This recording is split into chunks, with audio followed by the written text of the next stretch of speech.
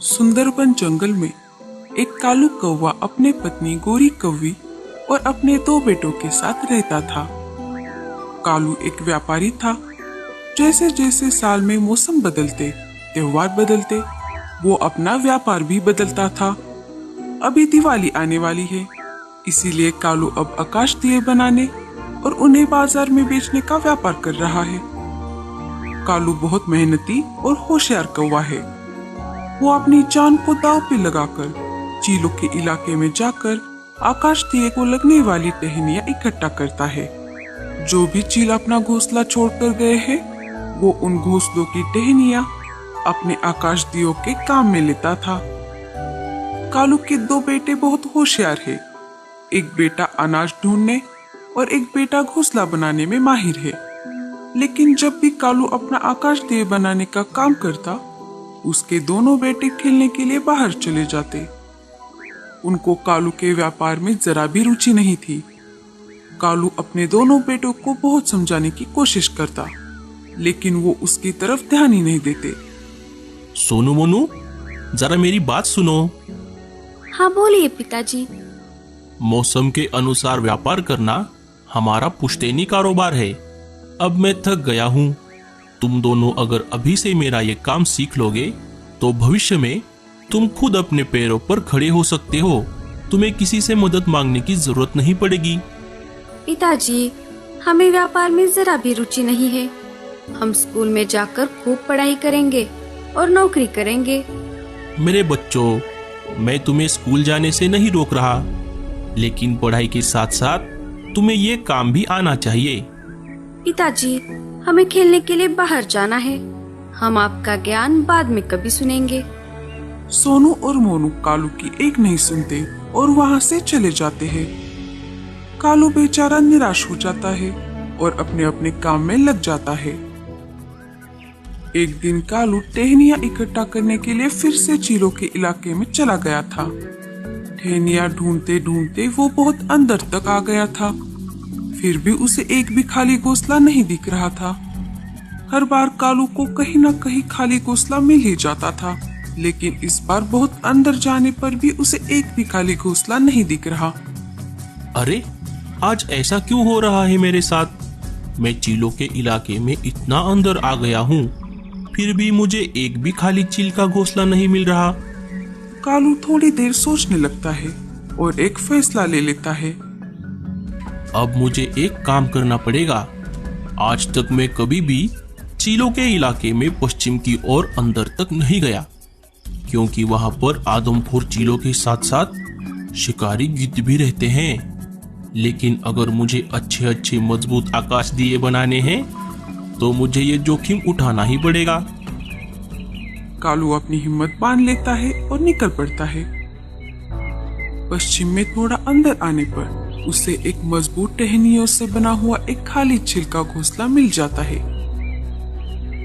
कालू उस टहनियों को निकालने की बहुत कोशिश करता है, लेकिन घोंसला बहुत पक्का था। अरे, ये घोंसला तो बहुत पक्का है, लेकिन मुझे कैसे भी करके इसकी टहनियों को निकालना ही पड़ेगा। कालू के बहुत कोशिश करने पर वह एक टहनी निकालने में सफल हो जाता है। जैसे ही कालू दूसरी टहनी निकालने जाता है, घोंसले की एक नुकीली टहनी जोर से निकलकर कालू के पेट में घुस जाती है। जैसे ही टहनी पेट में घुस जाती है, कालू दर्द से चीख उठता है। आ काव काव। कालू वहीं पर गिर जाता है। खून निकलने की वजह से कालू वहीं पर बेहोश हो जाता है। थोड़ी देर बाद कालू बेहोशी से जाग उठता है। अरे, मैं अभी तक यही हूँ। रात होने वाली है। मुझे टहनियाँ लेकर घर भी जाना है। कालू पास में ही उगे हुए जख्म भरने वाले पौधों के पत्ते का रस निकालकर अपने घाव पर लगा देता है और उस घाव को एक पत्ते से बांधकर फिर से उस खाली घोंसले की टहनियां निकालने में लग जाता है। थोड़ी देर ऐसे ही टहनियां निकालने के बाद कालू कौवा बहुत सारे आकाश दिए बनाने तक की टहनियां इकट्ठा कर लेता है और उन्हें एक पतले पेड़ की टहनी से बांधकर पैर में पकड़कर अपने घर की तरफ निकल पड़ता है। रास्ते में कालू कौवे को बहुत दर्द हो रहा था। और घाव से खून भी आ रहा था। फिर भी उसने हिम्मत नहीं हारी और जैसे तैसे करके वह घर तक आ गया। चलो, मैं घर तक तो आ गया, लेकिन ऐसे बैठकर नहीं चलेगा। दिवाली आने में अभी कुछ ही दिन बाकी है और मुझे मेरे दोनों बेटों को दिवाली के मौके पर नए नए कपड़े और पटाखे खरीद कर देने हैं। और गौरी से मैंने ये वादा भी किया है कि इस दिवाली में मैं उसे सोने का नेकलेस भी लेकर दूंगा। जब कालू घर आ जाता है, गौरी किचन से बाहर आ जाती है और देखती है तो क्या, कालू खून से लथपथ पड़ा था। अजी, ये क्या हुआ आपको? आपको ये चोट कैसे आई? अगर मैंने इसे सच बता दिया तो ये आगे मुझे काम नहीं करने देगी। अरे अरे कुछ नहीं, वो मैं टहनियाँ लाने के लिए बाहर गया था ना, तो वहां पर एक घोंसले की टहनी से मुझे खरोच आई है। तुम चिंता मत करो भगवान, घाव ज्यादा गहरा नहीं है, मैंने दवाई लगा दी है, कल तक ठीक हो जाऊंगा। गौरी को कालू के बातों पर विश्वास हो जाता है और वो फिर से अपना काम करने के लिए किचन में चली जाती है।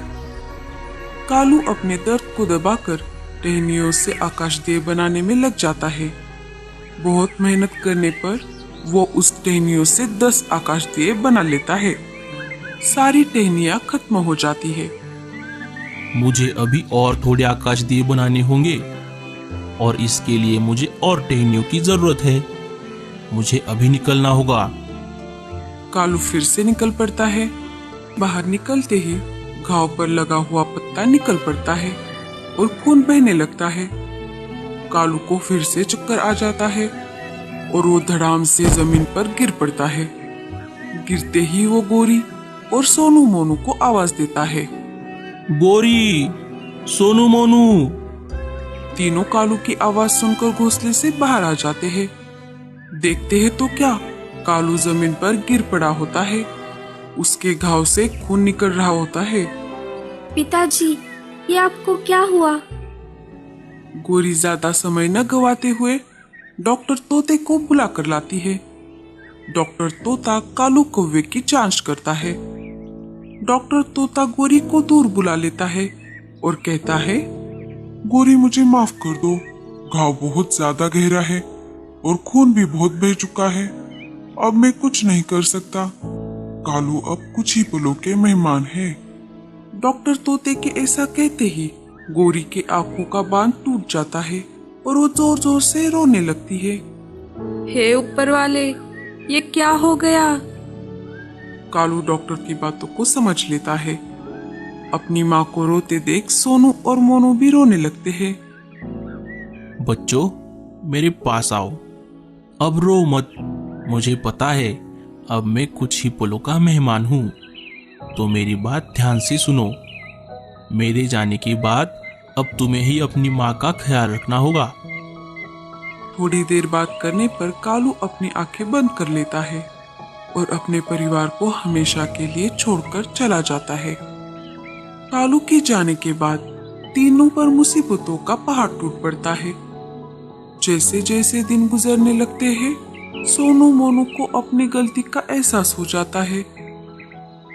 भैया, क्या आपको याद है कि जब तक मैं जिंदा हूँ तब तक मेरा ये काम सीख लो, आगे ये तुम्हारे बहुत काम आएगा। हाँ मोनू, मुझे याद है, काश हमने तब उनकी बात मान ली होती। कालू कौवे ने जितने भी आकाशदीप बनाए थे वो बेचकर कालू के परिवार ने थोड़े दिनों तक अपना गुजारा कर लिया। लेकिन जब आकाशदीप खत्म हो गए तब उनके पास खाने के लिए कुछ भी नहीं बचा। गौरी भी कालू के जाने के दुख में बीमार पड़ गई। मोनू, अब हमें ही कुछ करना पड़ेगा, तभी हम हमारा घर चला सकेंगे और माँ के लिए दवाई भी ला सकेंगे। हाँ भैया, लेकिन हम क्या करेंगे? हमें हमारे पुश्तैनी व्यापार को आगे बढ़ाना होगा। मैंने पिताजी को आकाशदीप बनाते हुए देखा था और माँ को भी आकाशदीप बनाना आता है। हम पहले टहनियाँ लेकर आते हैं और माँ से मदद लेते हैं। सोनू और मोनू बहुत मेहनत करते हैं और गोरी भी अपनी बीमारी को भूलते हुए उन दोनों की दिए बनाने में मदद करती है। देखते ही देखते तीनों मिलकर बहुत सारे आकाश दिए बना लेते हैं। दिवाली खत्म होने तक वो बहुत सारे आकाश दिए बनाकर बाजार में बेच देते हैं। कालू कौवे की आकाश दिए बनाने की कला की वजह से उसका परिवार अब अपनी जिंदगी हंसी खुशी से बिता रहा है। बच्चों, तुम दोनों की मेहनत की वजह से हमने इस साल बहुत सारे पैसे कमाए हैं। ये लो थोड़े पैसे और अपने लिए कुछ पटाखे लेकर आओ। बच्चे बाजार चले जाते हैं और अपनी माँ के लिए पटाखों के साथ साथ एक अच्छी साड़ी भी ले आते हैं। सोनू और मोनू घर वापस आ जाते हैं और अपनी माँ को आवाज लगाते हैं। माँ, ओ माँ, जरा बाहर आओ। क्या है बच्चों? ये देखो, हम आपके लिए क्या लेकर आए हैं। सोनू और मोनू अपनी माँ को साड़ी दे देते हैं। अरे वाह, ये तो बहुत सुंदर साड़ी है। लेकिन बच्चों, क्या तुम अपने लिए पटाखे लेकर नहीं आए? हम कुछ पैसे बचाकर पटाखे भी लेकर आए हैं माँ। चलो, हम तीनों मिलकर पटाखे लगाते हैं। मेरे प्यारे बच्चे, अब जाओ और पटाखे जलाओ, लेकिन ध्यान से। कालू ऊपर से ये सब देख रहा था और ये सब देखकर उसे बहुत खुशी भी हो रही थी। तो दोस्तों, कैसी लगी आपको हमारी ये दिवाली की कहानी? हमें कमेंट्स में जरूर बताना और स्टोरी अच्छी लगे तो लाइक और शेयर